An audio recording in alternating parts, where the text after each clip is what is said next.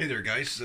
Today I'd just like to talk to you guys a bit about how to recaulk a vanity sink. So this sink here is in a laundry room bathroom, we call it. It's actually next to the laundry room. Not that that matters to you guys. But anyways, so what's happened is the caulking it eventually wears out. It gets wet, it stays wet, it doesn't get wiped into there. And we got kids and they're not very diligent at wiping up. So some of the things you're going to need to do this, it is a very simple job. It just takes a little bit of practice getting a smooth caulking surface around your sink. So you want to have some paper towels, like right there, some paper towels. You want to have some a putty knife, or a couple of different ones, or sometimes I use a flat bar. It's actually a baseboard puller, and you'll need yourself a caulking gun. You'll need yourself a tube of caulking. I'm going to use a 2-in-1 LePage's sealant. It's for kitchen and bathrooms. Make sure you use interior and kitchen and bathroom. It needs something that needs to be used around water and moisture, and something that's mildew resistant. Anyways, I'm using white. Also you could use a utility knife, and there's lots of different kinds, but the problem with the utility knife is if you're not super careful, when you're trying to cut the old caulking out of here, you could end up cutting the sink, or not the sink, but the countertop. It's just laminate. Even stuff like granites and quartz and marble, they'll scratch too with a knife. Don't kid yourself. Some people might tell you they won't, but they definitely do. Even porcelain. We have a porcelain countertop in our kitchen, and we were told it was indestructible. We've got probably 3 or 4 chips in it now, and it's less than a year old.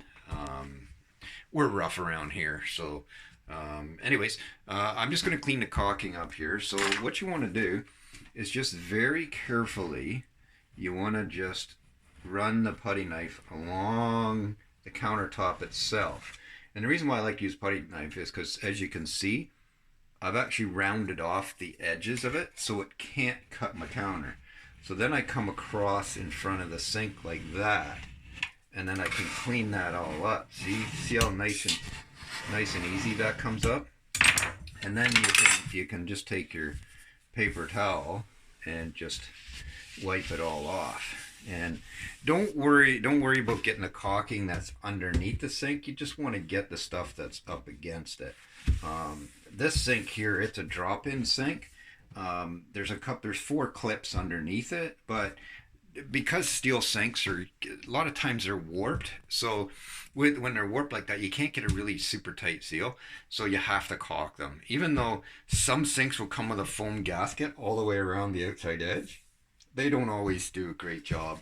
They do okay, but if water sits there, it saturates in there, and then it leaks down inside, and then you got a mess inside your cupboard down in there. And then if you have laminate or melamine cupboards, even wood eventually will break down. They mold and they turn black, and just it makes a mess. So anyways, I'm going to finish cleaning up this, and then I'm going to show you about how to caulk it.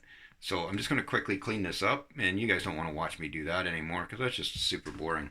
And we're trying to keep this video to a limit of time. So anyways, I'm going to clean that up, and I'll be right back. Okay, so there we got her all cleaned up now. So now we're gonna caulk. So one thing to make sure of is make sure there's no water that's sitting under here. So if this is a sink that's been used before and you're re-caulking it, sometimes water will get stuck in there and it doesn't dry out. So anyways, make sure that's dried out. Sometimes you can use a hair dryer to kind of focus the heat in there, but don't use the heat part of it. Just use the air part of your hair dryer to dry out that water, because airflow is one of the biggest things for drying the water out. So anyways, when you start this, make sure that you're caulking there. Okay, make sure that when you do your caulking, get up nice and snug at about 45-degree angle, and then what you want to do is you want to drag it back like that. So you pull it back all the way. So I'm going to continue doing that, and then I will catch up with you on the next step. Okay, so what I did is I ran my caulking gun all the way around, the edge there. Now the guys have different ways of doing the finishing of this. So some guys will actually just take their finger and actually you put a little bit of water on it, not much, just a little bit, and then you can use your finger to smooth out all the way around so you get a nice even job like that. So see, it's not all bulky, and you don't want it all over. You don't want it all over the tin sink. You don't want it all over the counter. The other thing is, another reason why I like my putty knife here is, see how I rounded over the edges on that? So I can actually use that for going up against the sink with my putty knife, and it gives you a nice even caulking line all the way around. So yeah, so it's pretty easy. The biggest thing is keeping a consistent pressure on the caulking gun itself there. So that's actually one of my older junky caulking guns. I have much better ones, but I just broke my favorite. It's a much heavier duty one. So don't cheap out on a caulking gun. Don't pay $5 or $10. Get yourself a good one, because it does make it a lot easier. They're a lot better. So anyways, there's how you do your caulking.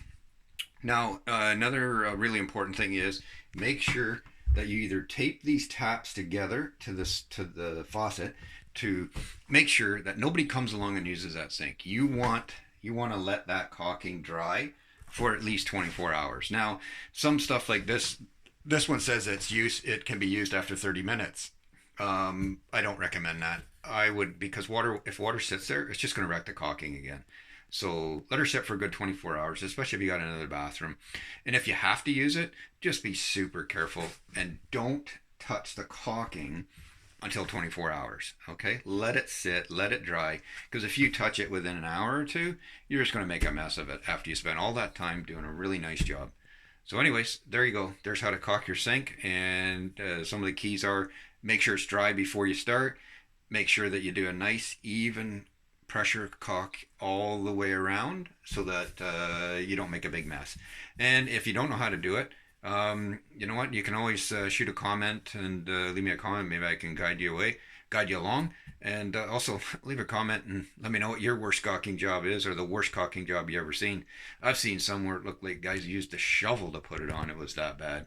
So anyways, until next time, here's for you guys saving some money.